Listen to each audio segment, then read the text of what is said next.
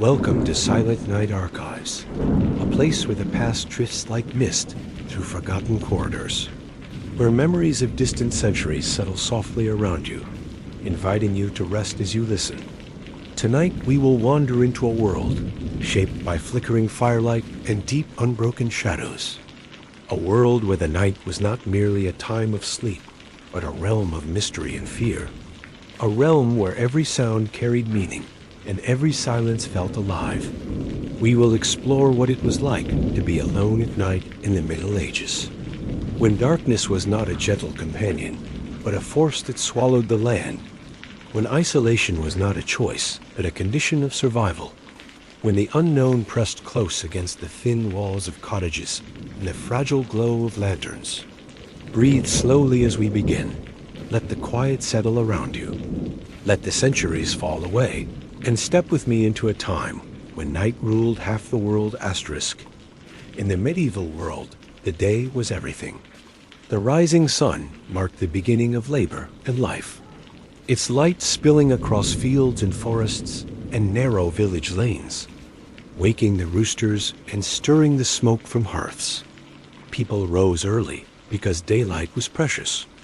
Every task depended on it, from tending crops to mending tools to gathering water from the well. The rhythm of existence followed the arc of the sun, and as long as it shone overhead, there was a sense of safety, a sense of order, a sense that the world was knowable and familiar villages were small clusters of timber and thatch, homes built close at each other for warmth and protection. The air carried the scent of earth and livestock, the sound of wooden wheels rolling over dirt paths, the chatter of neighbors exchanging news as they worked. Children played near the edges of fields, their laughter drifting through the open air, and the village dogs wandered freely, sniffing at the ground and barking at passing strangers. Life was simple but constant, shaped by routine and necessity. Before nightfall, people hurried to finish their tasks. They gathered fuel, secured animals in their pens, and checked the thatch on their roofs for leaks. They drew water, salted meat, and prepared simple meals. They patched clothing by the fading light, knowing that once the sun dipped below the horizon, their world would shrink to the small circle illuminated by fire. There were no street lamps, no glowing windows, no distant hum of electricity, only the dim orange flicker of torches and hearths. And beyond that, a darkness so complete, it felt like a living presence. Light was a luxury. Candles were expensive and often reserved for churches or wealthier households. Most families relied on rushlights, thin reeds dipped in tallow that burned quickly and unevenly, their flames sputtering and casting long wavering shadows across the walls. Even these were as sparingly, for every moment of light consumed precious resources. So people learned to live with dimness, to let their eyes adjust to the gloom, to move slowly and carefully through their homes. As evening approached, a quiet unease settled over the village, not spoken aloud but understood by all. The day was a time of community, but the night belonged to something else, something older and less forgiving. People believed that darkness was a veil through which unseen forces moved. Spirits, demons, wandering souls, creatures of the forest. The boundary between the natural and the supernatural felt thin, and the night was when that boundary trembleth. Church bells often marked the end of the day, their deep tones echoing across the fields, reminding everyone to return home, to close their shutters, to gather around the hearth. The sound carried a sense of finality, as if announcing that the world was about to change, and in many ways it did. For once the sun disappeared, the familiar landscape transformed. The fields that had seemed peaceful became vast, empty spaces. The forest that had offered shade became a wall of blackness. The roads that connected villages became dangerous paths where no one wished to travel inside their homes. Families huddled close, sharing warmth and stories. The fire crackled softly, sending sparks upward into the chimney. Shadows danced along the walls. stretching and shrinking with every shift of the flame.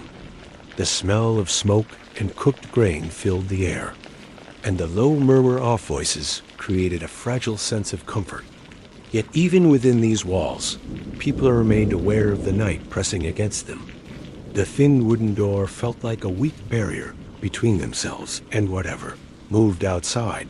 Before nightfall, villagers often spoke of the dangers that lurked in Thedark, not to frighten one another, but to remind themselves of caution. They told tales of travelers who had lost their way, of wolves that prowled near the outskirts, of thieves who waited for the cover of darkness. They spoke of strange lights seen in the forest, of whispers carried by the wind, of footsteps heard when no one was there. These stories were woven into daily life, shaping the way people understood the world. The medieval mind saw darkness not as an absence of light, but as a presence in itself, a force that could influence thoughts and behavior, a realm where the rules of the day no longer applied. The night was unpredictable, and unpredictability bred fear. Even the bravest men hesitated to step outside after sunset unless absolutely necessary, and when they did, they carried torches or lanterns, gripping them tightly as if the flame were a shield. As the last traces of daylight faded, the sky deepened into shades of blue and purple. Stars emerged one by one, distant and cold. The moon rose slowly, casting a pale glow across the land. But even moonlight could not dispel the darkness entirely. It only softened it, revealing the outlines of frieze and rooftops, while leaving the spaces between them shrouded in shadow. The world felt larger at night, as if the darkness stretched endlessly beyond the horizon. People believed that the night was a time when the natural world shifted. Animals became more active, their calls echoing through the stillness. Owls hooted from the branches, foxes yipped in the distance, and wolves howled from deep within the forest. These sounds were familiar, yet unsettling, reminders that humans were not the only inhabitants of the land, and that in the dark they were far from the strongest. The medieval village was a place of community, but at night each household became an island, separated by darkness, connected only by the faint glow of fires and the distant barking of dogs. The sense of isolation was profound, even though neighbors lived only a few steps away. The night made those steps feel like miles, and the silence between homes felt heavy and alive. People often prayed before bed, asking for protection through the night. They believed that sleep left them vulnerable, that dreams could be influenced by spirits or demons, that the soul wandered while the body rested. So they whispered prayers, traced symbols, and placed charms near their beds, hoping to ward off whatever might come in the dark hours. These rituals brought comfort, even if only a little, as the fire burned low and the last embers glowed faintly. The home grew colder, the shadows deepened, and the sounds of the night became more pronounced. The creaking of wood, the rustling of thatch, the distant howl of a wolf, the soft hoot of an owl. Each sound carried weight. Each sound reminded the listener that the world outside was vast and unknowable, and that they were small within it. This was the medieval world before nightfall, a world shaped by routine and community, by labor and necessity, but also by fear and reverence for the darkness that followed. A world where people understood that when the sunset of everything changed, and that the night was not merely a time of rest, but a realm of mystery, danger, and ancient belief, a realm that demanded respect.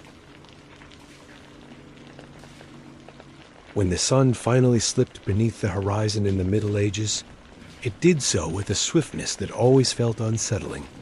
One moment the world was washed in the last pale gold of evening, and the next it was swallowed by a deepening blue that crept across the sky like a slow tide.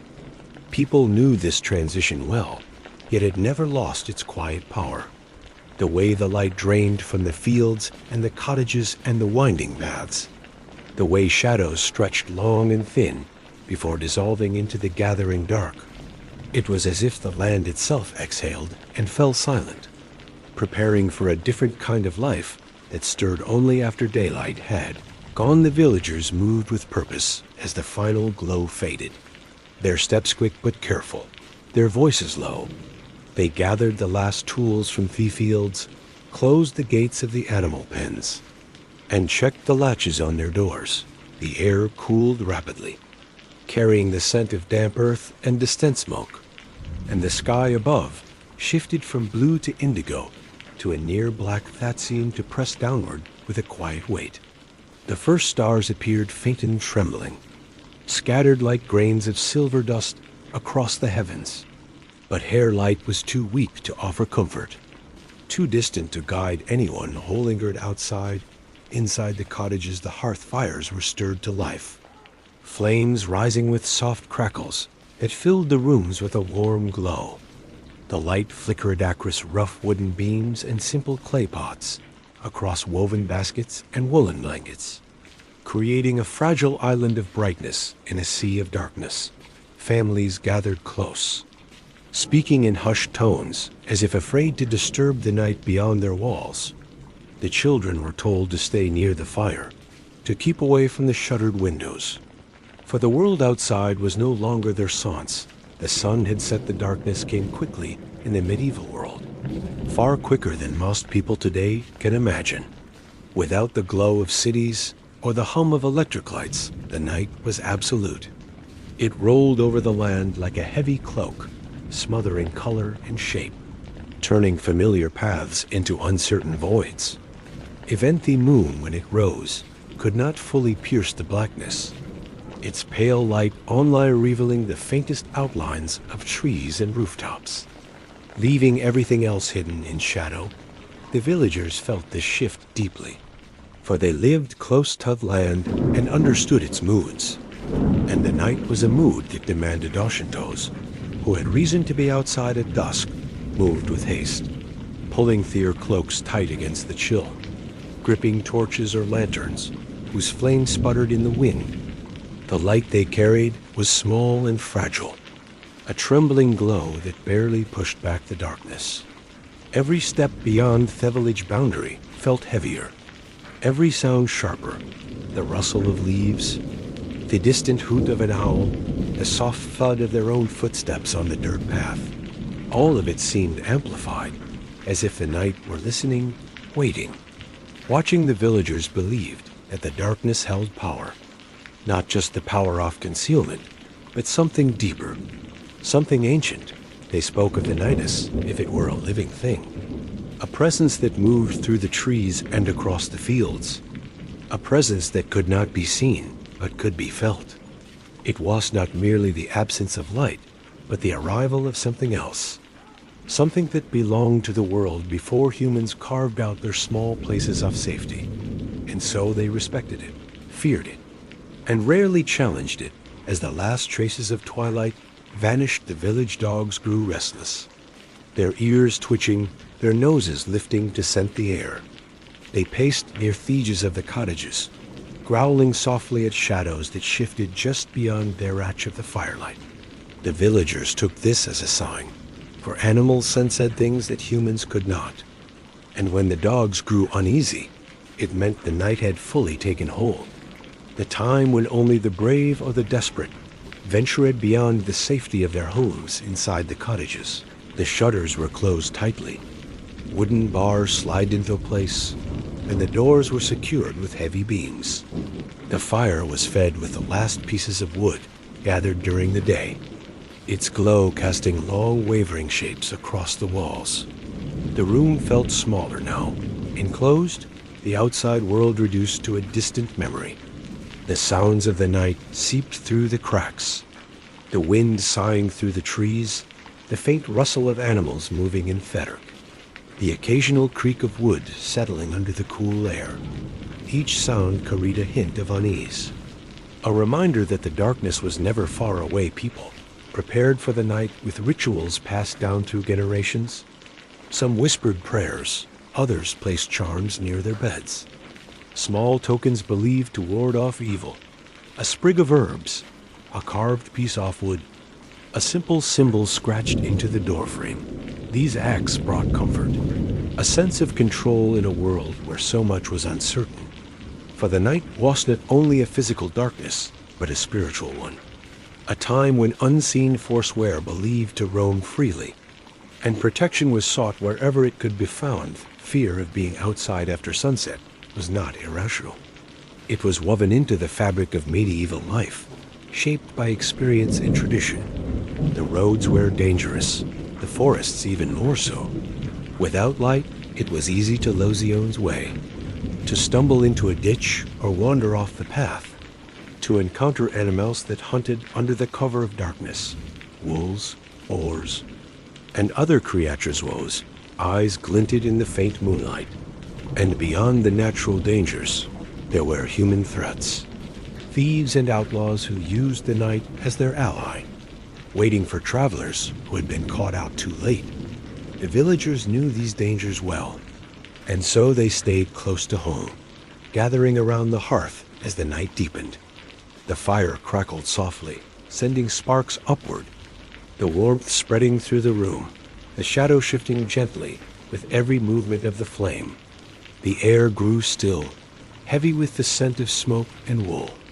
The quiet conversations faded into silence as people settled into their beds, listening to the sounds of the night. The distant howl of a wolf, the soft hoot of an owl, the whisper of wind against shutters, each sound a reminder of the world outside. Vast and unknowable, the darkness outside seemed endless, stretching far beyond the village, swallowing the fields and forests and hills. The stars above shimmered faintly, cold and distant, offering no warmth, no comfort. Only the reminder of how small and fragile human life was beneath the vast sky.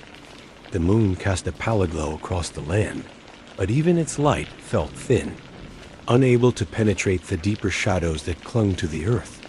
The night was a realm of uncertainty, a place where imagination filled the void left by the absence of sight. For those who dared to step outside after nightfall, the experience was overwhelming. The air felt colder, the silence deeper, the darkness thicker, the path ahead barely visible, even with a lantern. The flame flickering wildly as if struggling to survive, every sound seemed magnified. The crunch of leaves underfoot, the distant snap of a twig, the soft rustle of something moving through the underbrush. The traveler's breath came slow and careful, their senses heightened, their heart beating steadily, but with a quiet tension, for they knew that the night did not forgive carelessness. Villagers understood that the night was not merely a time of rest, but a force that shaped their lives. It dictated their routines, their beliefs, their fears. It reminded them of their vulnerability, of the thin line between safety and danger, between the known and the unknown. And so they respected it, they prepared for it, they feared it, and they endured it, night after night, generation after generation. When you found yourself completely alone at night in the Middle Ages, the world changed in a way that touched every sense and every thought. The darkness was not gentle or familiar, the way it often feels today. It was a vast and heavy presence that wrapped itself around you, swallowing the path behind and the path ahead, leaving you suspended in a space where sight failed and sound became your only guide. The air felt colder the moment you stepped away from the last glow of a hearth or torch, as if the night itself breathed against your skin, reminding you that you were small and exposed beneath the endless sky. The silence was the first thing you noticed, a deep and almost physical quiet that settled over the land like a thick blanket, muffling everything except the faintest sounds. Your own footsteps on the dirt path seemed naturally loud, each step crunching softly against the earth, echoing in your ears as though someone else walked beside you. The wind whispered through the trees in long, slow sighs, carrying with it the scent of damp leaves and distant smoke. And every now and then a branch creaked or a twig snapped, small sounds that felt enormous in the stillness. stirring the imagination in ways that were difficult to control animals, moved in the darkness.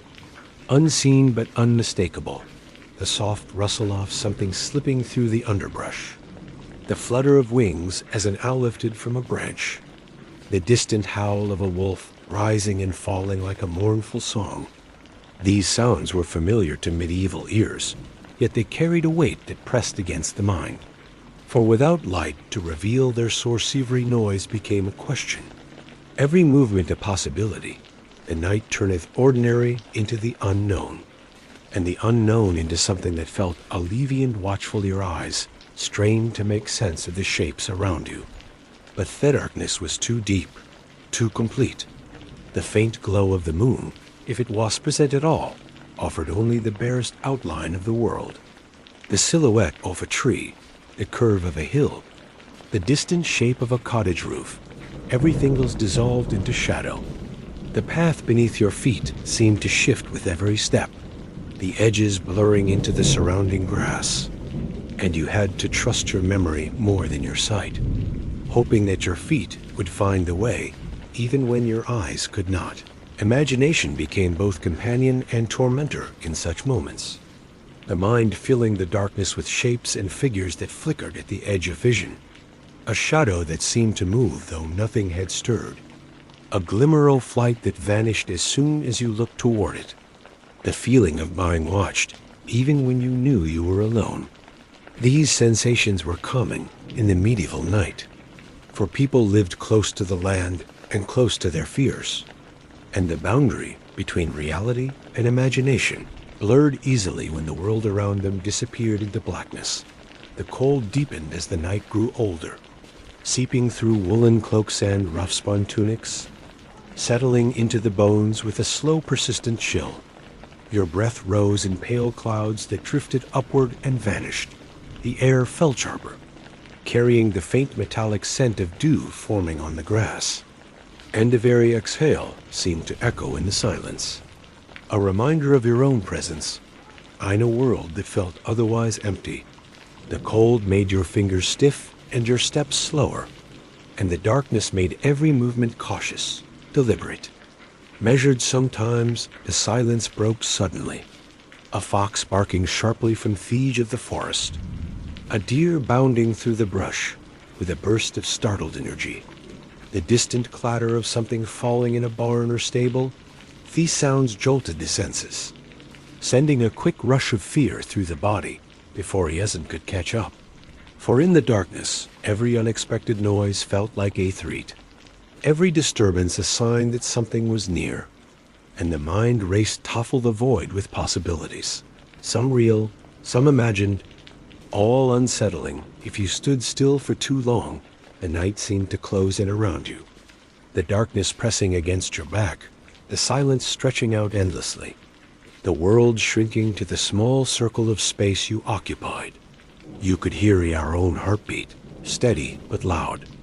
You could feel the weight of the sky above you, vast and indifferent, and you could sense the land around you, ancient and untowned, a place that belonged more to the creatures of the night than to humans. In these moments, solitude felt immense, almost overwhelming, as if you were the only living soul in a world made of shadow and silence. The path ahead was uncertain, and every step required trust. Trust in your memory, trust in your instincts, trust in the faint glimmer of moonlight that sometimes touched the ground. You walked slowly, your feet feeling for the familiar dips and rises of the road, your hands brushing against the rough bark of trees or the cold stone of a wall to guide you.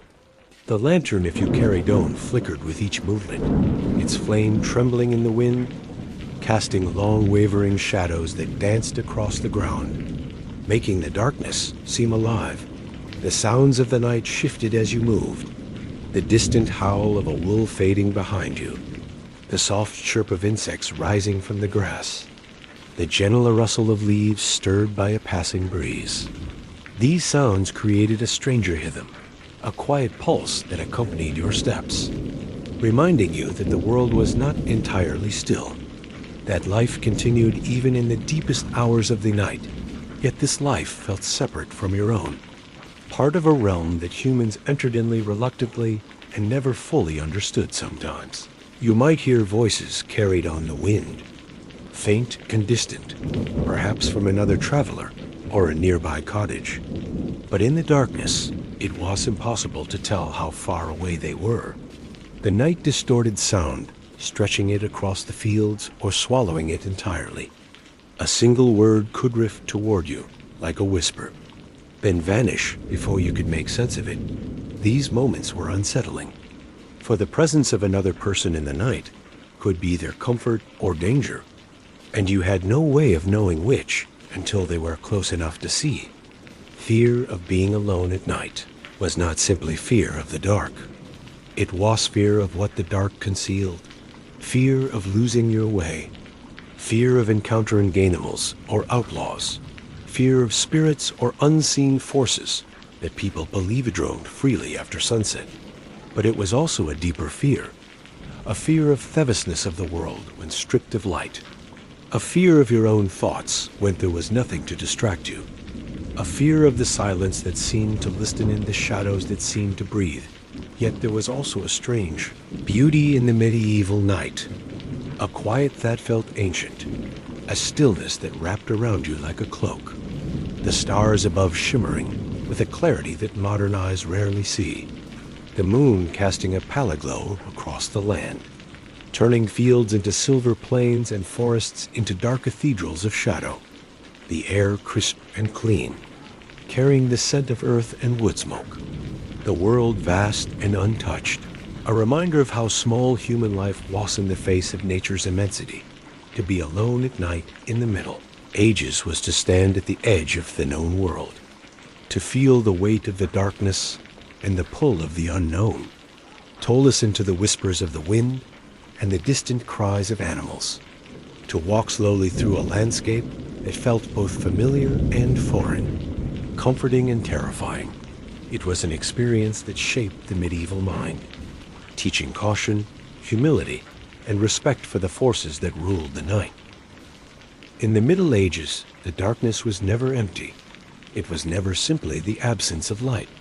It was a realm filled with unseen forces that people believed moved freely once the sun had vanished. When you stood alone beneath the night sky, you did not feel solitude in the modern sense. You felt surrounded by presences that lingered just beyond sight, ancient and restless, woven into the fabric of the world long before villages rose from the earth. The medieval mind lived in a landscape where the natural and the supernatural overlapped, where every shadow held a story and every whisper of wind carried meaning. And when night fell, these beliefs grew stronger, deeper. More vivid superstitions shaped the way people understood the darkness. They believed that spirits wandered the roads after sunset, drifting like pale figures through the fields, searching for warmth or company or vengeance.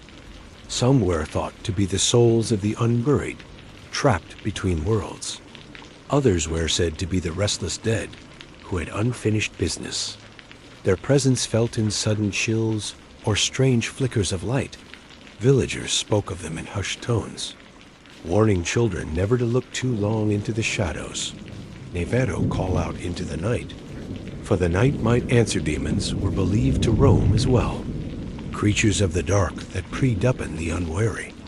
Their forms described in countless ways, sometimes as twisted beasts with glowing eyes, sometimes as invisible forces that whisper at temptations or fears into the minds of travelers. The church taught that the night was a time when evil grew bold, when the boundaries between the earthly world and the spiritual world thinned, allowing dark beings to slip through. This belief shaped the rhythm of life, encouraging people to stay indoors, to pray before sleep, to keep charms near their beds and crosses above their doors.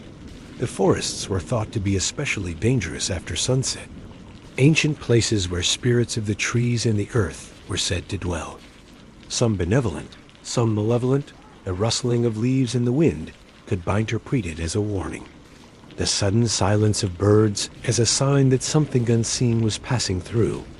Travelers avoided the woods at night, unless absolutely necessary.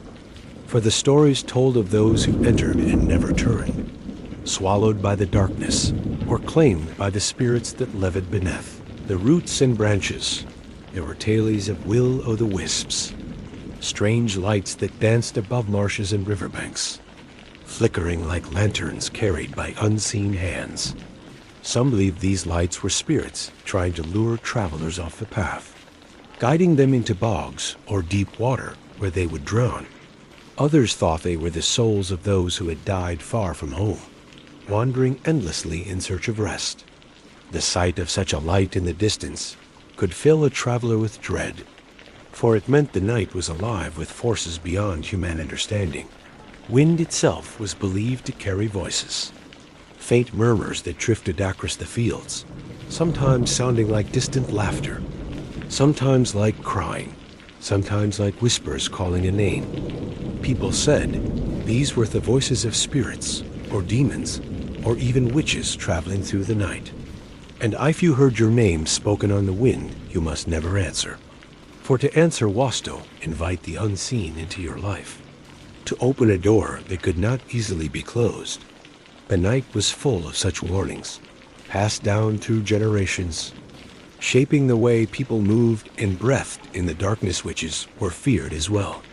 Not the fantastical figures of latter stories, but women believed to possess knowledge of herbs, charms, and hidden forces. Some were respected, others feared, and many were thought to roam the night in secret, gathering plants under the moon, speaking to spirits, or casting spells. The sight of a lone figure walking at night could stir suspicion, for the darkness was thought to reveal a person's true nature, and those who walked without fear were believed to have powers that ordinary villagers did not understand. Even the animals of the night were seen as omens. The hoot of an owl was a sign of death or misfortune. The howl of a wolf, a warning of danger. The sudden cry of a fox, a sign that spirits were near. Cats especially were thought to be connected to the supernatural, their glowing eyes reflecting the faintest light, their silent movements unsettling in the dark. A cat crossing your path at night could be interpreted as a message, though whether it was good or bad depended on the stories told in your village. The church bells offered protection, their deep tones believed to drive away evil spirits. But once the bells fell silent, the night reclaimed its power, and people relied on prayers and charms to keep themselves safe. Some placed adherent objects near their beds, believing iron repelled demons. Others hung herbs above their doors. Rosemary, sage, or St. John's wort, plants thought to ward off dark forces. These small rituals brought comfort, a sense of control in a world where the night felt vast and unpredictable. Dreams were also feared, for sleep was believed to open the mind to spirits and demons. Nightmares were seen as more than imagination. They were thought to be attacks from dark beings, pressing upon the chest, stealing breath, whispering fears. People spoke of night hags, creatures that sat upon the sleeper and filled their dreams with terror, waking with a gasp in the cold darkness, unsure whether the presence they felt was real or imagined. The line between dream and reality blurred easily in the medieval night. When you walked alone through the darkness, these beliefs pressed upon you, shaping every thought, every sound, every flicker of movement. The night felt crowded with unseen watchers. The shadows seemed to shift with purpose. The wind carried whispers that stirred unease, and the silence felt alive, as if something waited just beyond the reach of your lantern. The medieval world was one where the supernatural was not a distant idea, but a constant presence, woven into daily life, shaping the way people understood the world and their place within it. Be alone at night was to feel the weight of these beliefs, to sense the presence of spirits in the rustling leaves, to imagine demons lurking in shadows, to fear the flicker of strange lights across the fields, to hear voices in the wind and wonder whether they were real. The darkness became a canvas upon which the mind painted its deepest fears, and the night became Arium, where the boundaries between the living and the dead, the natural and the supernatural, blurred into one. In the medieval night, the world was not only filled with imagined spirits and whispered superstitions, it was also filled with very real dangers that shaped the way people moved and breathed once the sun had vanished. The darkness was a veil that hid threats both natural and human, and to be alone beneath that vast shadowed sky meant stepping into a realm where survival depended on caution, instinct, and a quiet acceptance that the night belonged to forces far stronger than oneself. The villagers understood this deeply, for every family knew stories of those who had ventured out after sunset and never returned. Their fates whispered in hushed tones around the hearth. The roads were the first danger, narrow dirt paths that twisted through fields and forests, their edges blurred by darkness until the path seemed to dissolve into the land around it. Without light, it was easy to lose your way. A single wrong turn could lead you into unfamiliar territory. And disoriented, it was nearly impossible to find your bearings again. The night swallowed landmarks, hiding the shapes of trees and hills, turning familiar routes into confusing labyrinths. Travelers who lost the path often wandered in circles, their footsteps tracing the same ground again and again until exhaustion overtook them. The forests were even more treacherous, dense with undergrowth and towering trees, whose branches blocked the faint glow of the moon. The air beneath the canopy was colder, heavier, filled with the scent of damp earth and decaying leaves. Every sound echoed strangely: the snap of a twig, the rustle off a small creature, the distant hoot of an owl.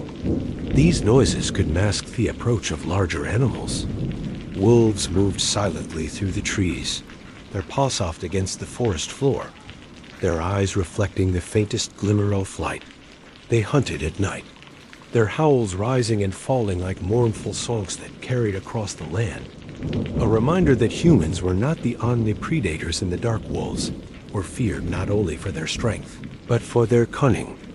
They traveled in packs, communicating with soft growls and subtle movements, and a lone traveler who encountered them had little hope of escape.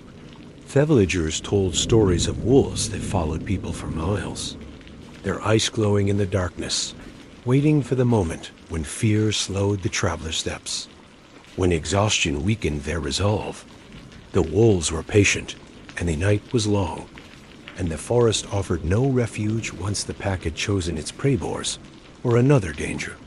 Large and powerful creatures that roamed through woods at night, their tusks sharp, their tempers unpredictable.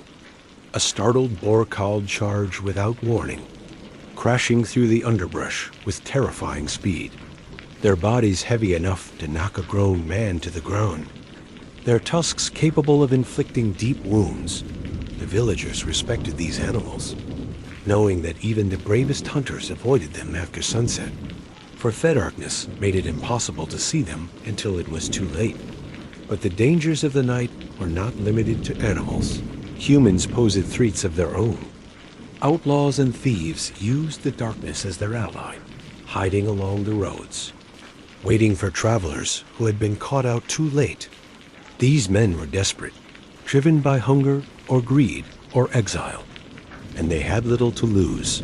They knew the land well, knew where to hide, where to strike, where to disappear into the shadows.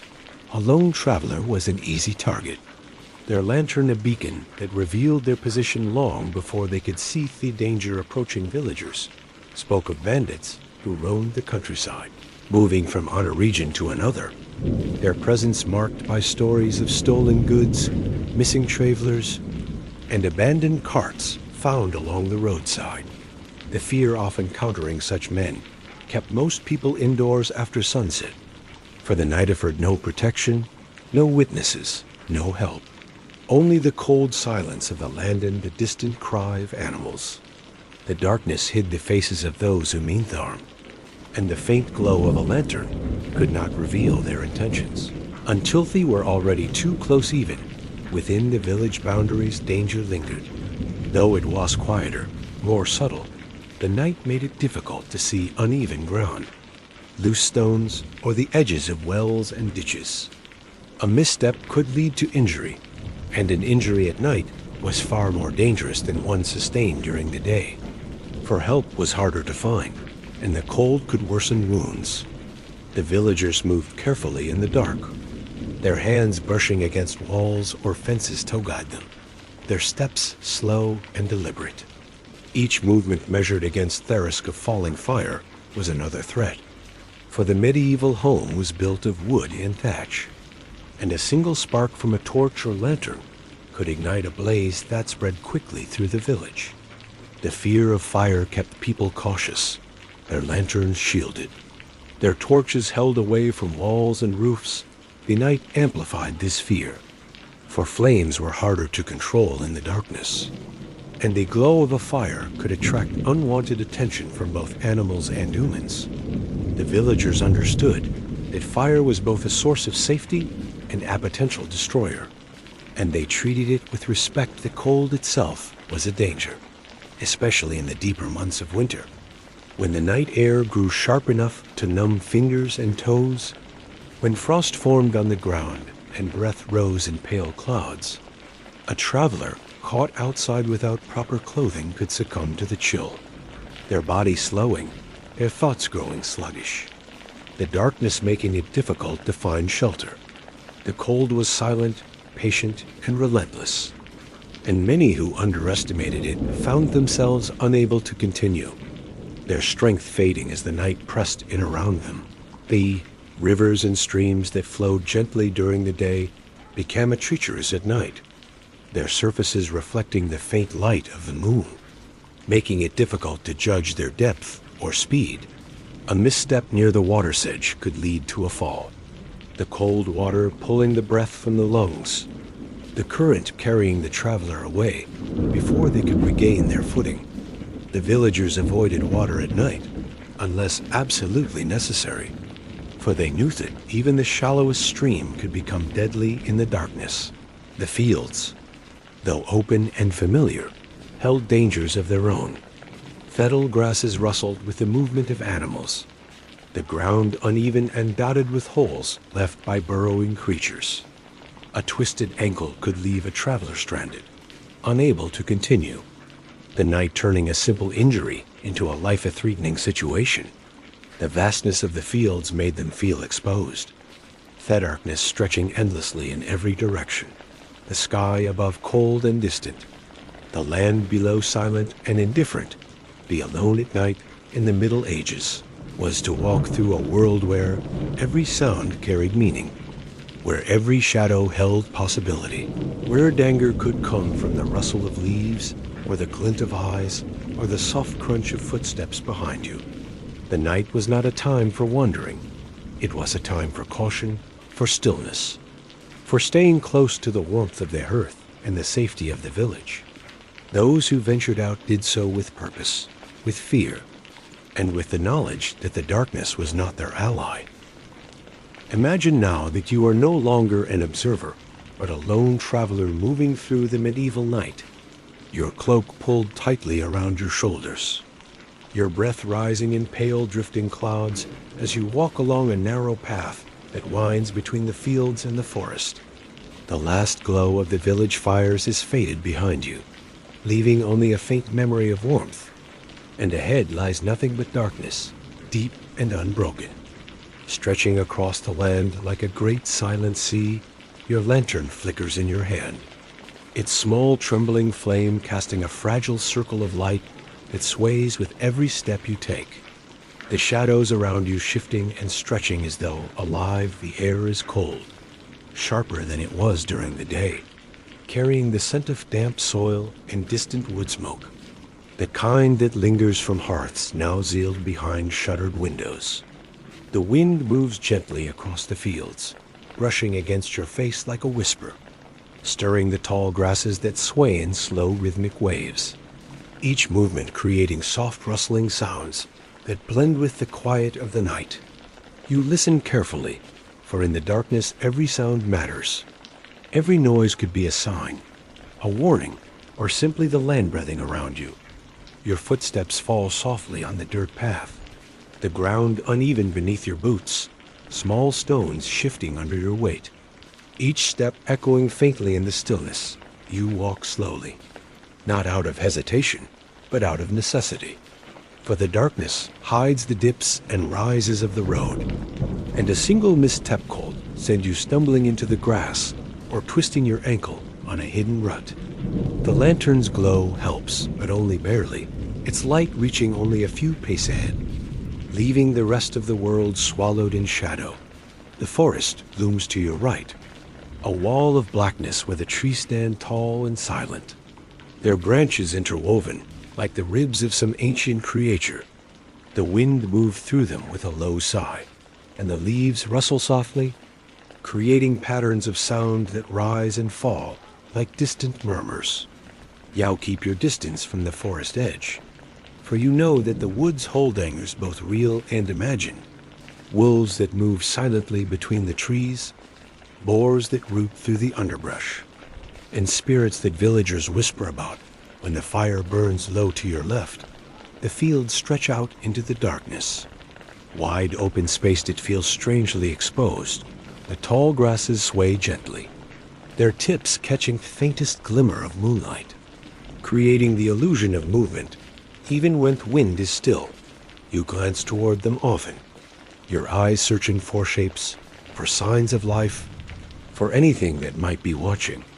The night plays tricks on your vision, turning shadows into figures, turning the curve of a heel into the silhouette of a crouching animal, turning the sway of grass into the slow approach of something unseen. You continue walking, your breath steady, your senses alert, the lantern's flame flickering with each movement, casting long wavering shadows that dance across the path.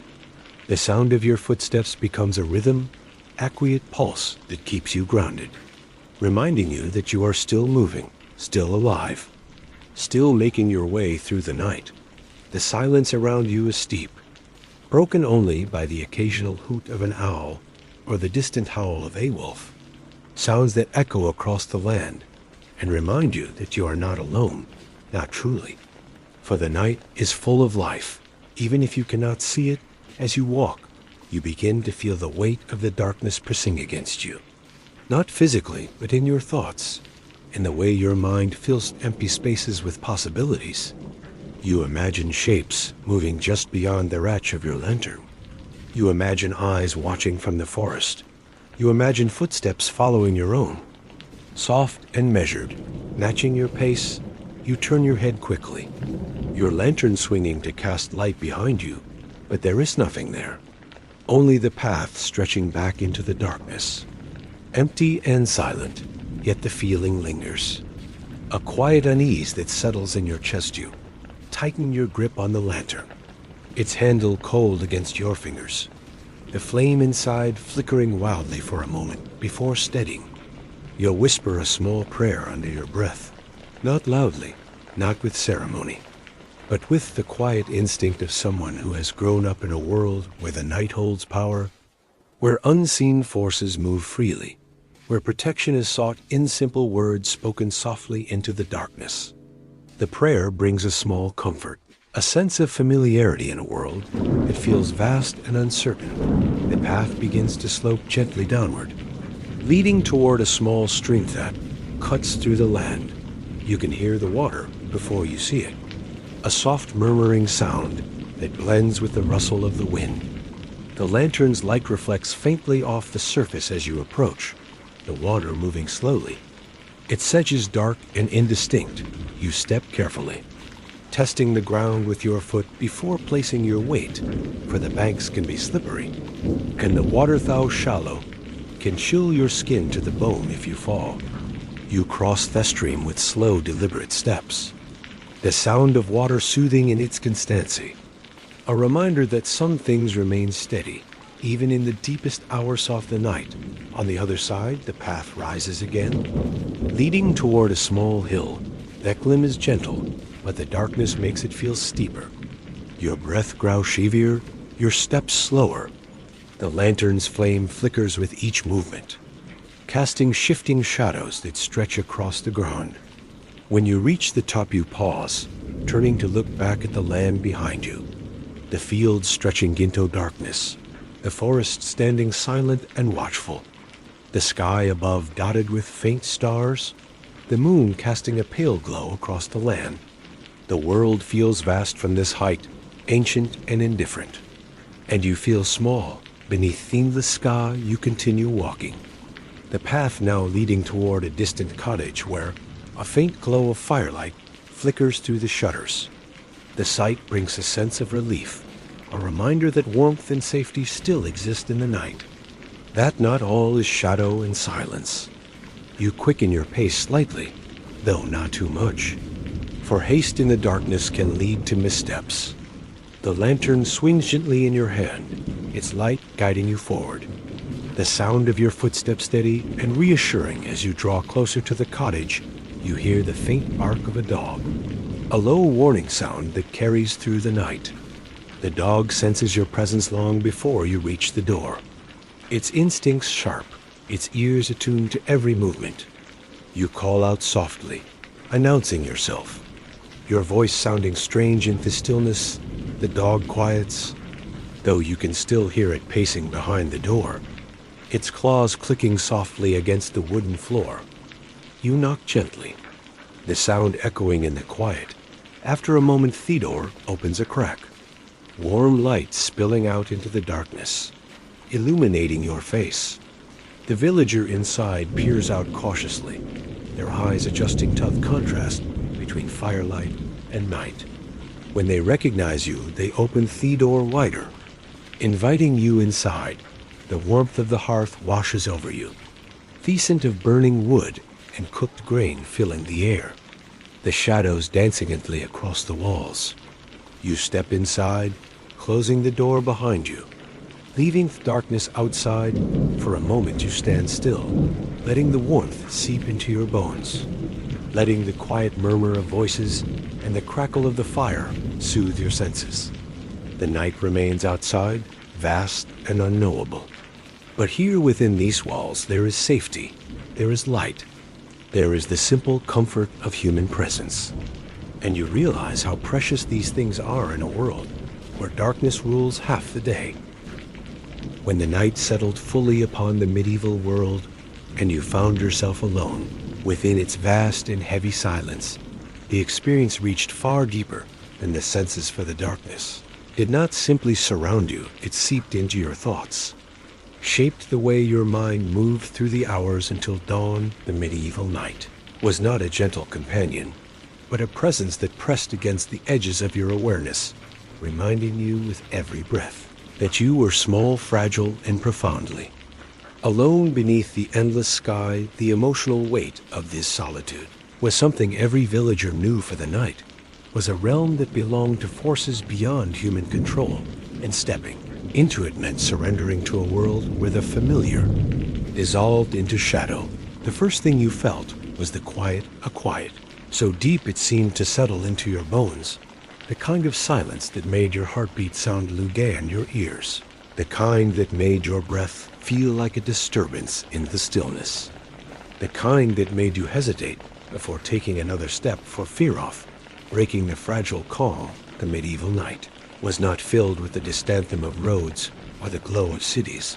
It was a vast emptiness stretching across fields, forests, and hills. An emptiness that made you acutely aware of your own presence, as though the darkness itself were listening to you, waiting for you to move, waiting for you to speak, waiting for you to falter in.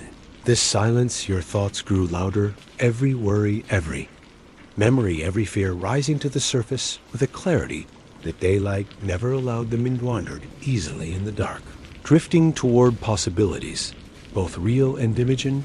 You might think of the stories told by elders around the hearth Talesor, travelers who vanished into the night, tales of spirits that whispered from shadows, tales of demons that pressed upon the chest of sleeping villager stalls, of strange lights that danced across the fields, leading the unwary astray. These stories lived in the collective memory of the village, shaping the way people understood the world, and when you were alone at night, they returned unbidden, filling the darkness with shapes and voices that felt almost real.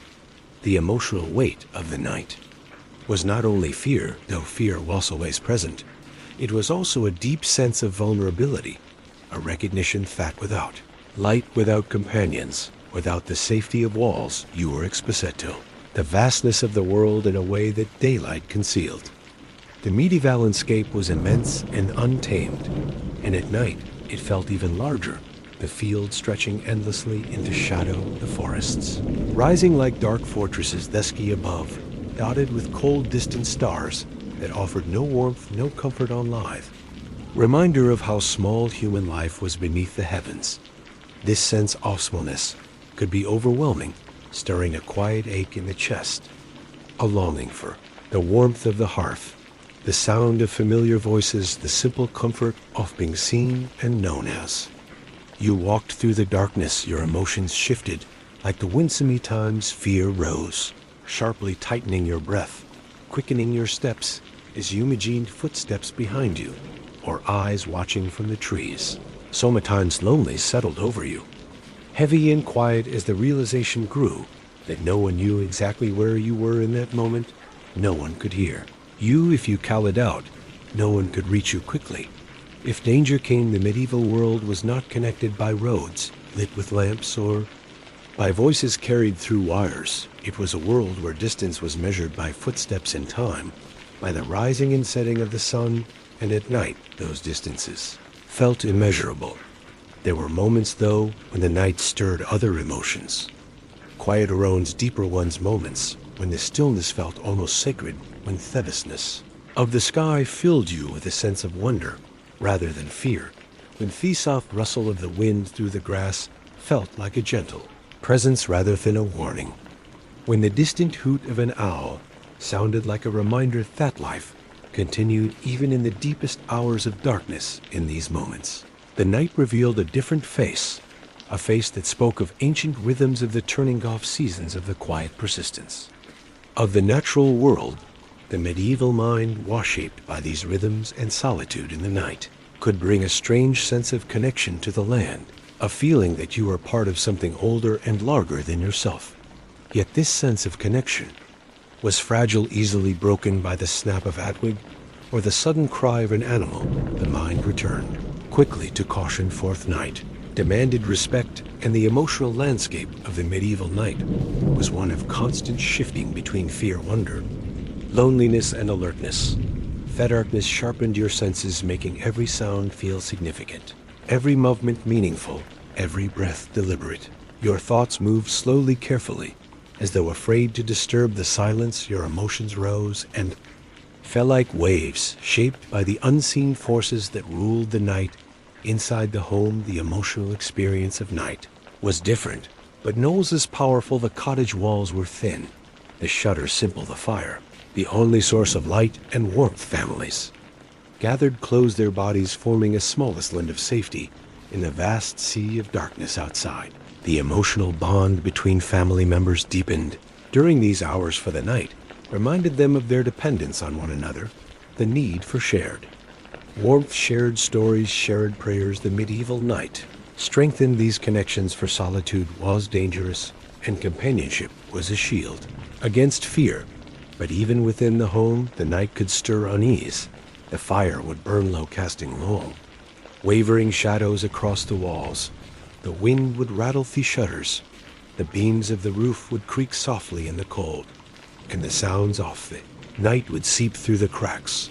The distant howl of a wolf, the soft hoot of an owl, the rustle of something moving outside. These sounds reminded the family that the darkness was close, pressing against the walls, waiting just behind the thin wooden door. The emotional tension of these moments was subtle but constant, a quiet awareness that safety was fragile and that the night was always watching. Sleep itself was an emotional challenge for the medieval mind, for sleep meant vulnerability. It meant surrendering to dreams that could be influenced by spirits or demons. It meant trusting that the night would pass without incident. People prayed before lying down, whispering words of protection, tracing symbols, placing charms near their beds. These rituals brought comfort, but they also revealed the underlying fear that shaped the emotional experience. Of the night, the fear that something unseen might slip into the home while they slept. The further dreams might carry messages or warnings. The fear that the soul might wander too far and struggle to return for those who lay awake in the darkness. The emotional weight could be heavy the mind, drifting toward worries about the coming day, about the harvest, about illness, about the safety of loved ones. The night magnified these concerns, turning small anxieties into large ones, turning quiet doubts into loud ones. The darkness offered no distraction, no tasks to occupy the hands, no sunlight to warm the skin, only the slow passage of time, marked by the crackle of the firing, the distant sounds of the world outside. For travelers, the emotional experience was even more intense, for they had no walls, no fire, no companions, only the lantern in their hand and the path beneath their feet. The night pressed against them from all sides, filling their thoughts with possibilities, both real and imagined. The emotional strain of walking alone through the darkness was immense, a constant balance between fear and determination, between caution and necessity, between the desire to stop and the need to continue. The medieval traveler carried not only physical burdens but emotional ones, the weight of stories, the weight of superstition, the weight of the unknown. Yet, despite all this, the medieval night also shaped resilience. It taught people to endure, to move slowly and carefully, to trust their instincts, to respect the land and the forces that ruled it. The emotional landscape of the night was complex, filled with fear, yes, but also filled with moments of quiet reflection, moments of connection, moments of humility. The night reminded people of their place in the world, of the fragility of life, of the importance of community and faith and warmth and light. To be alone in the medieval night was to walk through a realm that fatigued every part of the self. The senses, the thoughts, the emotions, the spirit. It was an experience that shaped the medieval mind in ways that modern life rarely allows. For the darkness was not merely a backdrop, but a force, a teacher, a presence that demanded attention and shaped the inner world as surely as it shaped the outer one. In the quiet hours of the medieval night, when the world lay wrapped in darkness, and the only light came from the trembling flame of a lantern or the faint silver glow of the moon, the experience of being alone carried a weight that shaped the mind and spirit in ways that are almost impossible to imagine today. For the night then was a force that ruled half of life, a presence that demanded respect and caution, a realm where danger and mystery walked side by side. Yet, when we compare that ancient darkness to the nights we know now, the contrast reveals how profoundly the world has changed, how deeply our relationship with night has shifted across the centuries today. The night is softened by the glow of cities, by the hum of electricity, by the constant presence of light that spills from windows and street lamps and screens. The darkness is never complete, never absolute, even in the quietest places. The sky is touched by the faint haze of distant lights, and the shadows are shallow, gentle, familiar. But in the Middle Ages, the night was a living thing, a vast and heavy presence that pressed against the land like a great silent tide, swallowing every shape, every color, every familiar landmark until the world became a place of uncertainty. An instinct when you step outside at night today. You may feel a chill or a moment of stillness, but rarely fear, for the world remains visible, illuminated by lamps and headlights. In the glow of distant buildings, the roads are marked, the paths are clear, the sounds of the night are softened by the constant hum of human life. But in the medieval world, stepping outside after sunset meant entering area where sight failed and sound became your only guide, where the rustle of leaves or the snap of a twig could stir the imagination into vivid shapes, where the darkness felt thick enough to touch and the silence deep enough to swallow your breath. The emotional experience of night has changed as well, for modern life offers a sense of security that medieval villagers could not imagine. Doors are stronger, windows are sealed, locks are common, and the presence of neighbors is constant, even if unseen. The night no longer isolates us the way it once did, for are connected by lights, by roads, by technology, by the simple knowledge that Ethel is never far away.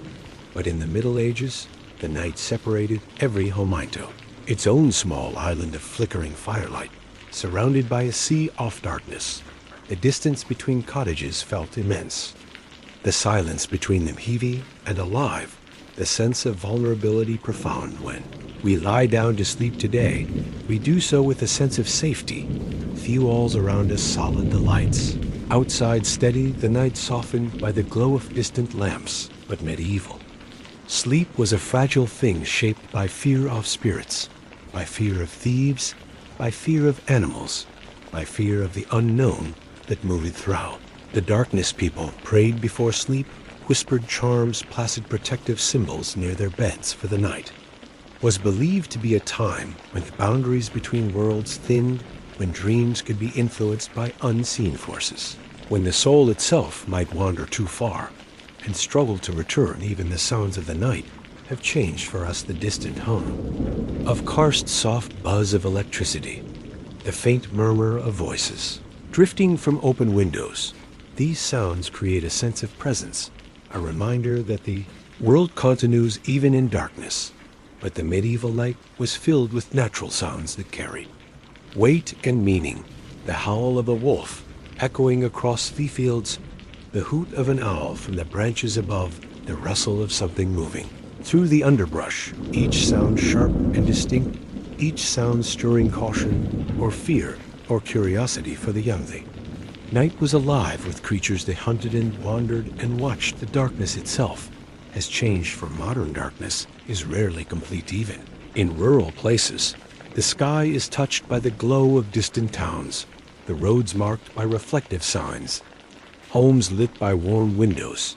But medieval darkness was absolute, a thick and heavy presence that swallowed the land, leaving only the faintest outlines of trees and hills. Beneath the moon, the lanterns carried by travelers cast small trembling circles of light that barely pushed back the shadows.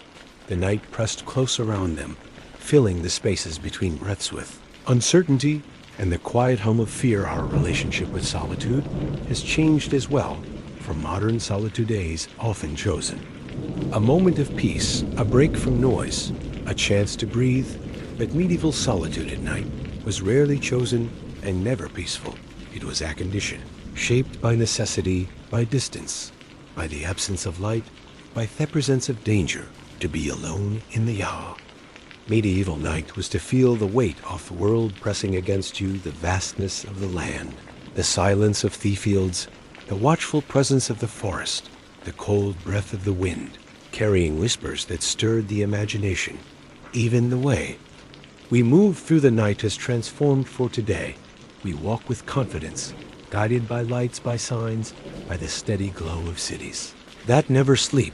But medieval travelers moved slowly, cautiously, their lanterns flickering their steps, deliberate, their senses sharpened by the knowledge that danger could come from any direction. The night was not a place to wander, but a place to endure, a realm where every sound mattered, every shadow held possibility, every breath carried the quiet tension of survival. Emotional landscape of night has softened for us. The darkness no longer shapes our fears the way it once did, no longer fills our minds with stories of spirits and demons, no longer presses against our thoughts with hewit of the unknown. But for medieval villagers, the night was a teacher of force that shaped humility and caution and reverence. It reminded them of their fragility, of their dependence on one another, of the importance of community and warmth and light.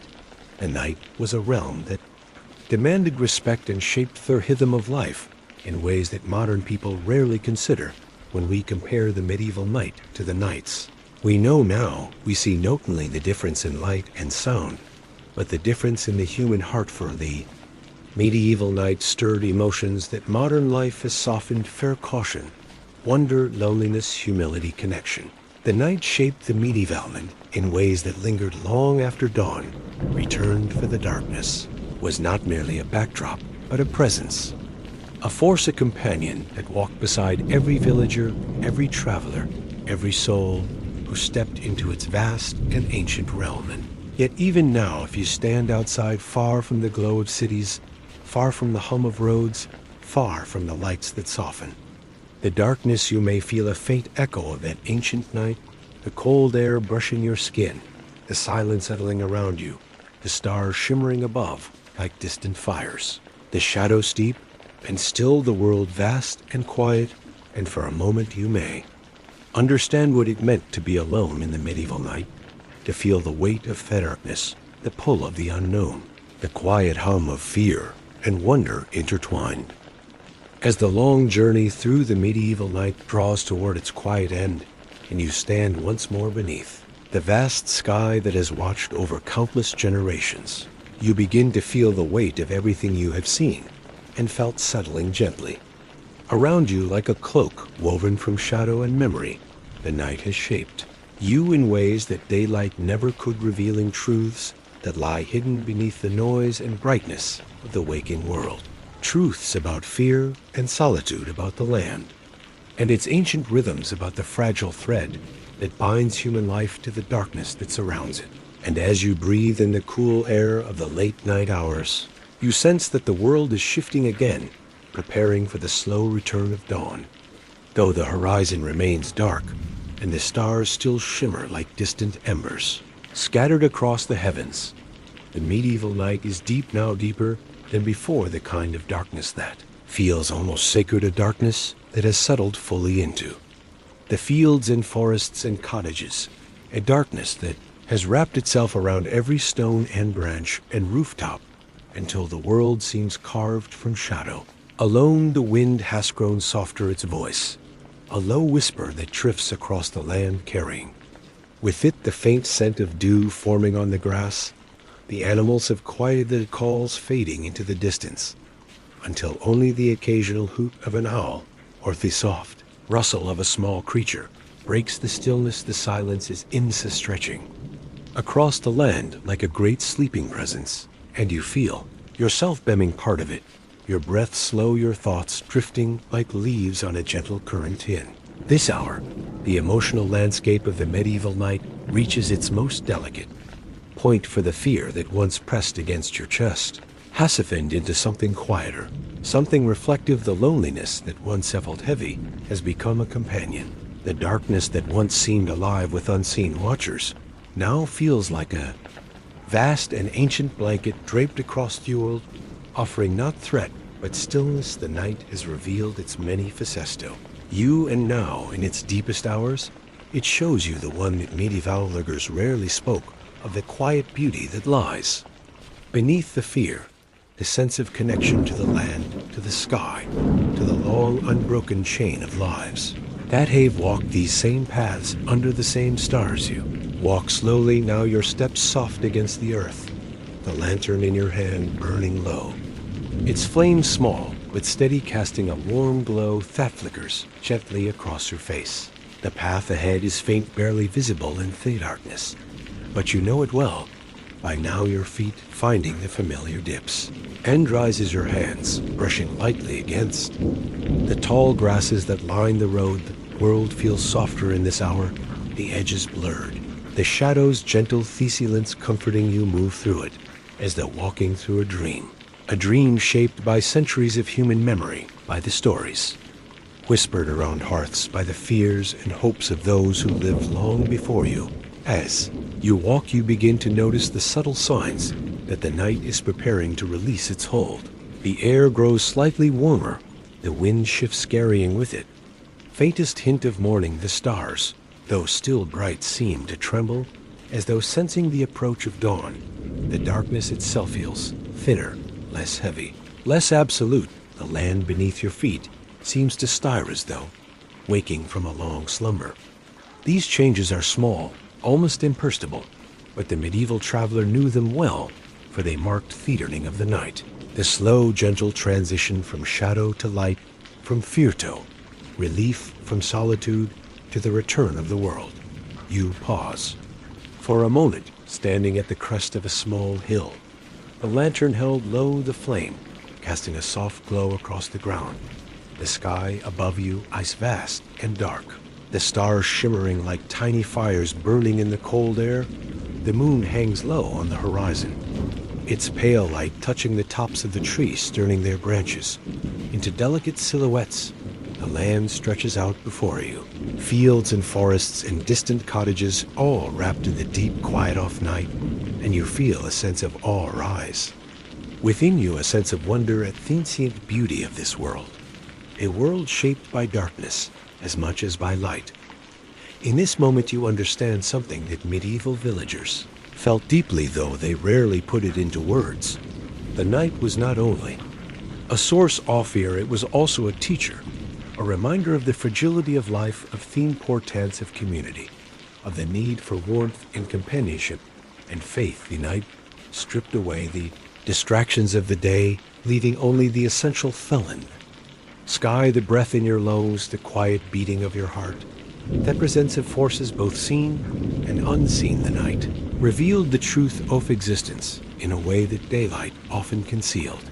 And though it was frightening, it was also profound. You continue, walking the path leading you slowly toward the village. The lantern's flame growing weaker with each passing moment, the darkness around you softening as the first faint hints of dawn begin to gather far beyond the horizon.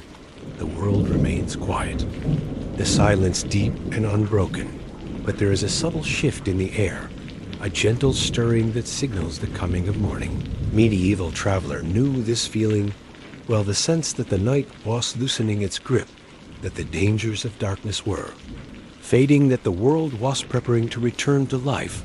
As you draw closer to the village, you see the faint outline of rooftops merging from the shadows, the shapes of cottages becoming clearer as the darkness thins. The fields around you shimmer with dew, the grass glistening faintly in the lantern's glow. The air carries the scent of earth and wood smoking, the distant promise of bread baking in the morning hearths. The village dogs begging to stir, their soft barks drifting through the quiet as they sense a movement along the path, their voices gentle, not warning, but welcoming their turn of life to the sleeping world. Reach the first cottage, its walls dark, and still the shutters close at the fire inside, long since burned low. You walk past. It's your steps soft, your breath steady, the lantern flickering in your hand. The village is silent, but noting the way it was during the deepest hours of the night. This silence is different, lighter, filled with the quiet anticipation of dawn, the sense that the world is holding its breath, waiting for the first touch of sunlight to break the darkness. You move through the narrow lanes, the familiar shapes of homes and barns emerging from the shadows, the air growing warmer with each step. The sky above you shifting from deep black to a softer shade of blue, the stars fading one by one as the horizon begins to glow with the faintest hint of pale light. The night is ending slowly, gently, with the same quiet grace with which it began, and you feel a sense of relief rise within you, a sense of gratitude for having passed through the darkness and returned to the world of light. As you reach your own cottage, you pause for a moment, standing in the quiet lane, the lantern in your hand, now little more than a dim ember, the sky above you brightening with each passing breath, the world around you stirring with the first signs of morning. You feel the weight of the night lifting from your shoulders, replaced by a soft warmth that spreads through your chest. The night has shaped you, taught you, reminded you, and now it releases you back into the world of day. You step inside the cottage, closing the door gently behind you. The warmth of the hearth greeting you, the familiar scent of wood and wool filling the air. The shadows inside, soft and gentle, the night outside fading into memorial.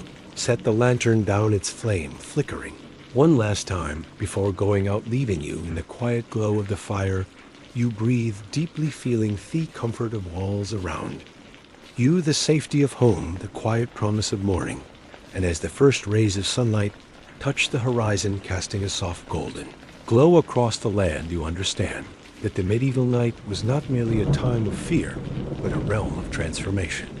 A place where the mind wandered, where the heart felt deeply, where the world revealed its ancient truths. The night shaped those who walked through it, leaving them changed in ways that daylight could never undo. and though the darkness was vast and heavy, it was also beautiful in its own quiet way, a reminder of the delicate balance between shadow and light, between fear and wonder, between solitude and connection. As the medieval night stretched into its final hours and the world lay suspended between darkness and the slow promise of dawn, there came a time when the mind drifted into a space that felt neither waking nor dreaming, a quiet threshold where thoughts softened and the senses loosened their grip on the world around you. This was the hour when the night felt oldest, when its presence wrapped itself most tightly around the land, when the silence deepened into something almost sacred, and the darkness settled like a great ancient veil across every field and forest and cottage. The medieval traveler or villager who found themselves awake in this hour felt the weight of the night in a way that touched the spirit as deeply as it touched. The senses, the air was colder now, sharper, carrying the scent of dew forming on the grass and the faint earthy smell of soil resting beneath the moon. The wind had quieted its earlier whispers, fading into a stillness so complete that even the smallest sound seemed to echo across the land. The distant howl of a wolf, the soft hoot of an owl, the rustle of a small creature moving through the underbrush. Each sound rose and fell like a single note in a vast silent song. The medieval night was not empty. It was full of life, but life that moved quietly, cautiously, respectfully, as though aware that this hour belonged to forces older than any creature that walked the earth inside. The cottages, the fires had burned low, leaving only faint embers glowing beneath the ash, their soft red light casting gentle shadows across the walls. The families who slept within these walls lay curled beneath woolen blankets, their breaths slow and steady, their dreams shaped by the stories whispered before sleep, the charms placed near their beds, the prayers murmured into the darkness. The medieval mind believed that dreams were not merely thunderings of thought, but journeys of the soul influenced by spirits, by angels, by demons, by the unseen forces that moved through the night. And so even in sleep, the night held power, shaping the inner world as surely as it shaped Theater 1 for those who remained awake in these hours. Whether by necessity or by restlessness, the experience was profound. The darkness felt thicker, heavier, as though it had settled fully into the land. The silence felt deeper, stretching across the fields like a great still ocean. The stars above shimmered faintly, their light cold and distant. The moon hung low, casting a pale glow that softened the edges of the world, turning trees into silhouettes and fields into silver plains. The night felt endless in this hour, a vast expanse of shadow and quiet that seemed to stretch beyond time itself if you were a traveler walking through.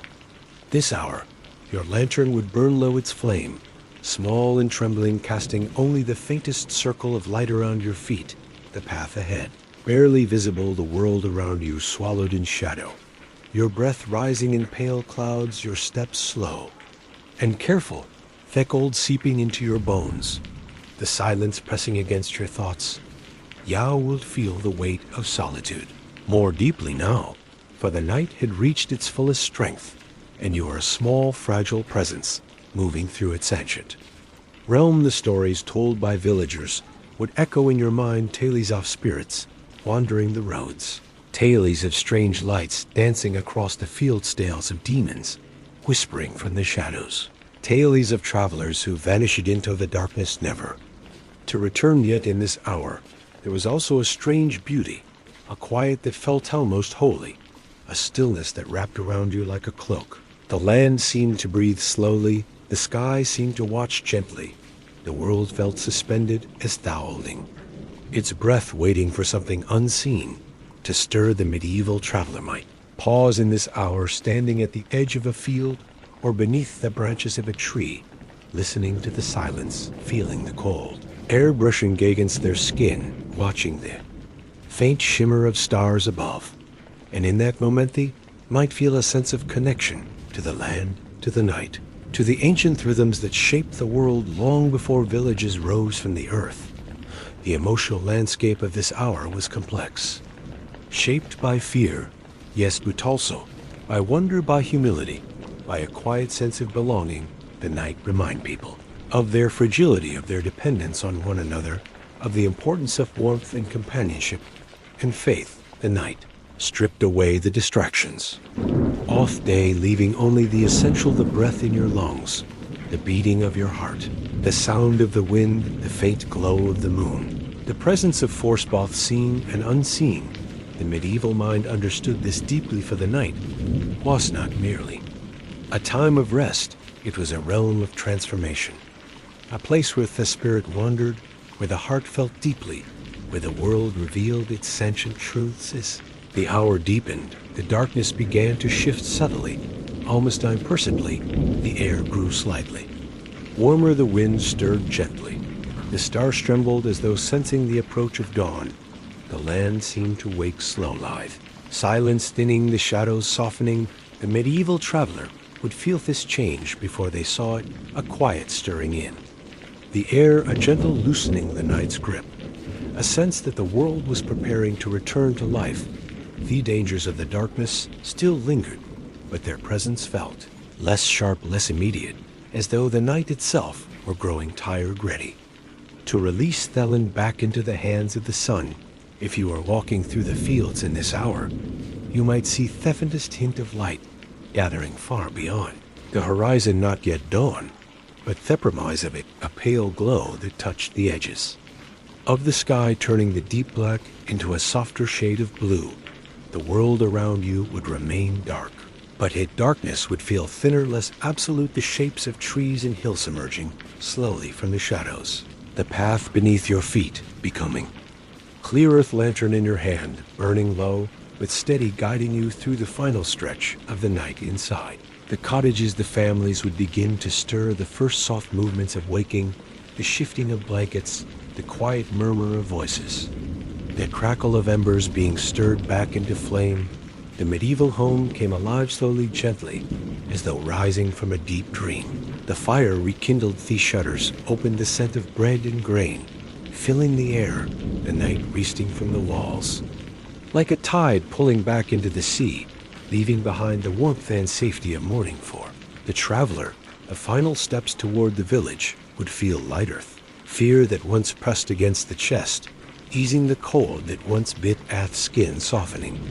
The silence that once felt heavy, lifting, the world returning to its familiar shape, the cottages emerging from the shadows, the field simmering with dew, the sky brightening with each passing breath, the night releasing its hold, the day preparing to take its place. And as you reach the village, the first rays of sunlight touching Tharova tops, casting a soft golden glow across the land, you would feel a deep sense of relief, a quiet gratitude for having passed through the darkness and returned into the world of light. The medieval night had shaped you, taught you, reminded you of the delicate balance between shadow and light, between fear and wonder, between solitude and connection. And now as the day began, you carried those lessons with you like a quiet echo of the night lingering in your thoughts. In the final stretch of the medieval night, when the world hovered in that fragile space between shadow and sunrise, there came a feeling unlike any other, a feeling that lived deep in the hearts of those who had endured the long hours of darkness, a feeling shaped by fear and solitude and quiet endurance. This was the hour when the night loosened its grip, yet still held the land in its cool ancient hands, the hour when the darkness thinned but did not yet break, when the sky softened but did not yet glow, when the world felt suspended in a breath that had not quite been released. The medieval traveler or villager who found themselves awake in this moment felt the weight of the night and the promise of dawn pressing together like two great forces meeting at the edge of the world. The air was still cold, but no longer biting. The sharpness softened into something gentler, something that brushed against the skin like a whisper. The wind stirred faintly, carrying with it the scent of dew settling on the grass, and the faint earthy smell of soil, preparing for the warmth of day. The silence remained deep, and it had changed subtly. It no longer felt heavy or watchful, but patient, as though the night itself were waiting for thee. Sun to rise, the animals sensed this shift, as well the wolves quieting their howls, the owls finishing their final calls, the small creatures of the fields retreating into their burrows as though making way for the creatures of daylight inside the cottages. The families began to stir, though the world outside remained dark. The soft rustle of blankets, the quiet murmur of waking voices, the gentle crackle of embers being coaxed back into flame. These sounds marked the slow return of life. Medieval home waking with the same rhythm as the land itself. The fire rekindled, the shutters still closed the warmth, spreading through the room as the night retreated from the walls, like a tide pulling back into the sea, leaving behind the comfort of morning. The villagers rose slowly, their bodies stiff from sleep, their minds still touched by the dreams shaped by the night, their hearts carrying the quiet relief that came with surviving another darkness. For the traveler still on the road, this hour was both the most difficult and the most hopeful. The lantern in their hand burned low, its flame small and trembling, casting only a faint glow across the path. The darkness around them remained deep, but it felt thinner, less absolute. The shapes of trees and hills emerging slowly from the shadows, the sky above shifting from black to a softer shade of blue, the stars fading one by one as though bowing to the coming sun. The traveler felt the weight of exhaustion in their limbs, cold in their bones, the quiet ache of fear that had lingered through the night. Yet they also felt a rising sense of determination, a quiet strength born from having walked through the deepest hours of darkness. As they moved along the path, their steps slow but steady, they felt the world changing around them, the silence lifting the shadows, softening the air, warming with each passing breath. The night was ending, not suddenly, but gently, like a long-held breath finally released. The traveler could sense the presence of the village ahead, even before they saw it, the faint smell of smoke drifting through the air, the distant bark of a dog, the soft clatter of someone stirring inside a cottage. These sounds carried through the thinning darkness like small beacons guiding them home. The fields shimmered with dew, the grass glistening faintly in the lantern's glow. The trees stood tall, their branches outlined against the softening sky. The world felt familiar again, no longer a realm of shadow and uncertainty, but a place waking slowly from sleep. The traveler paused for a moment, standing at the edge of a field, the lantern held low, the flame flickering gently, the sky above them shifting toward dawn, the stars fading, the darkness thinning, the land stretching out before them in soft muted shapes. And in that moment they felt a deep sense of gratitude, a quiet awe at the ancient rhythm of night and day, the way the world moved through darkness and light with a patience that stretched across centuries. As they continued toward the village, the first faint glow of dawn touched the horizon, a pale light that spread slowly across the sky, turning the deep blue into a softer gray. The darkness retreated, step by step, the shadows shrinking, the world emerging from the night like a painting slowly revealed. The traveler felt their heart lift, their breath deepen, their steps grow lighter, the fear that had pressed against them through the night easing into memory. The night had shaped them, taught them, reminded them of their fragility and their strength, and now it released them back into the world of day. The village came into view, the shapes of cottages clear, now the roofs touched by the first hints of morning light, the smoke rising gently from newly lit hearths, the dogs stirring in their yards, their soft barks greeting the dawn, the villagers stepping outside their doors, their faces still touched by sleep, their breaths rising in pale clouds, the world waking. Slowly, gently, with the same quiet grace that had carried it through the night, the traveler approached the first cottage, their lantern now little more than a dim ember, the door opening to reveal a familiar face, the warmth of the hearth spilling out into the cool morning air. The night behind them, the day before them inside the cottage, the warmth wrapped around them like a blanket, the fire crackling softly, the scent of bread beginning to bake, the quiet murmur of voices filling the room. The traveler set down the lantern, its flame flickering one last time, before going out, leaving only the glow of the hearth to light the space. They breathed deeply, feeling the comfort of walls around them, the safety of home, the quiet promise of morning. The night had been long and heavy, but it had passed as all nights do, and the dawn had come as it always had, bringing with it warmth and light and a gentle reassurance that the world continued. And as the sun rose, fully casting golden light across the fields and forests and rooftops, the traveler understood that the medieval night was not merely a time of fear, but a realm of transformation, a place where the mind wandered, where the heart felt deeply, where the world revealed its ancient truths. The night shaped those who walked through it, leaving them changed in ways that daylight could never undo. And though the darkness was vast and heavy, it was also beautiful in its own quiet way, a reminder of the delicate balance between shadow and light, between fear and wonder, between solitude and connection. As the long journey through the medieval night fades into memory and the world of shadow, and silence gives way to the gentle warmth of morning, you find yourself standing at the quiet threshold between what was and what is. The darkness that once pressed against your thoughts has loosened its hold. The fears that once stirred in the corners of your mind have softened into distant echoes, and the vast ancient presence of the night has retreated beyond the horizon, leaving behind only the faintest trace of its passage. Like a whisper carried on the wind, the medieval world wakes. Slowly around you, the fields shimmering with dew, the cottages glowing with the first light of dawn, the sky stretching wide and pale above the land as though washed clean by the long hours of darkness. You breathe deeply, feeling the cool morning air fill your lungs, the scent of earth and wood smoke and fresh grass mingling in a way that feels both familiar and new.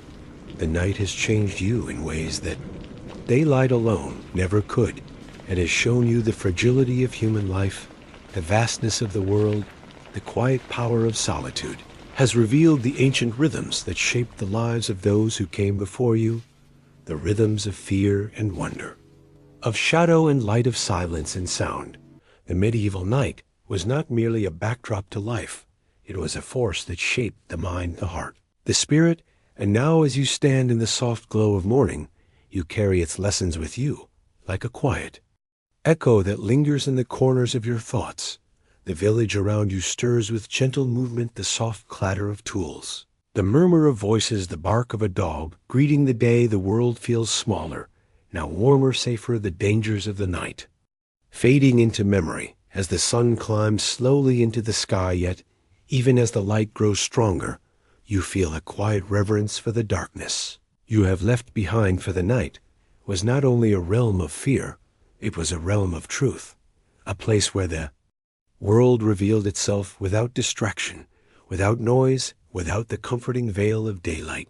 The night showed you the land as it truly was, ancient, untamed, alive with unseen forces and quiet mysteries. You walk slowly through the village, your steps soft against the earth, the warmth of the rising sun brushing your skin, the shadows shrinking behind you, the cottages glowing with the gentle light of morning. The villagers greet you with nods and quiet smiles, their faces touched by the same relief that fills your chest, the relief of having passed through the darkness and returned to the world of day. The medieval night was a shared experience, a thread that bound the community together. For every person knew its weight, its silence, its dangers, its beauty, and every person felt the same quiet gratitude when dawn returned. As you move through the fields, the dew glistens beneath your feet, the grass bending gently with each step, the sky above stretching wide and pale, the birds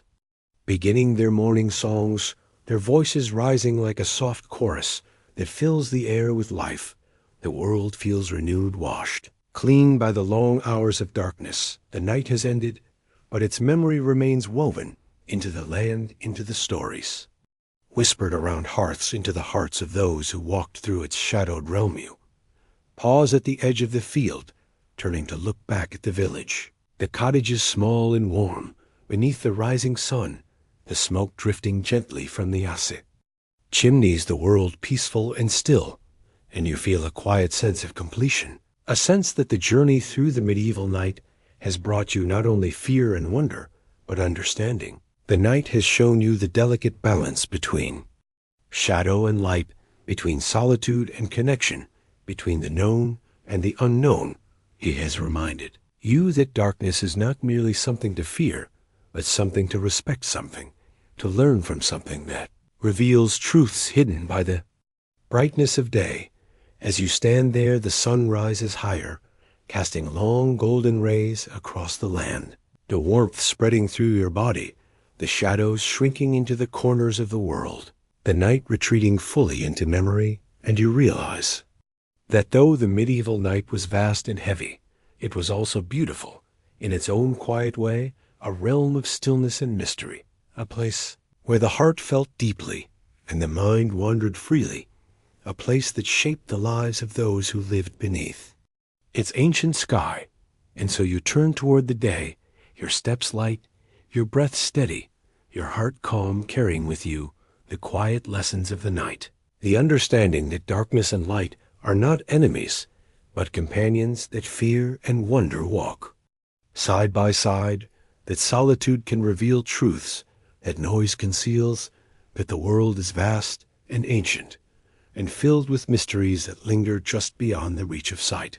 The medieval night has passed, but its echo remains a soft whisper in your thoughts, a gentle reminder of the journey you have taken and the world you have glimpsed beneath the veil of darkness. As the sun climbs higher and the day unfolds around you, you walk forward into the warmth and brightness, carrying with you the memory of the night, not as a shadow, but as a quiet companion, a reminder of the delicate balance that shapes all things, and in that balance you find peace, a peace born from understanding, from endurance, from the simple truth that even the deepest night gives way to dawn, and that every journey through darkness leads eventually to light.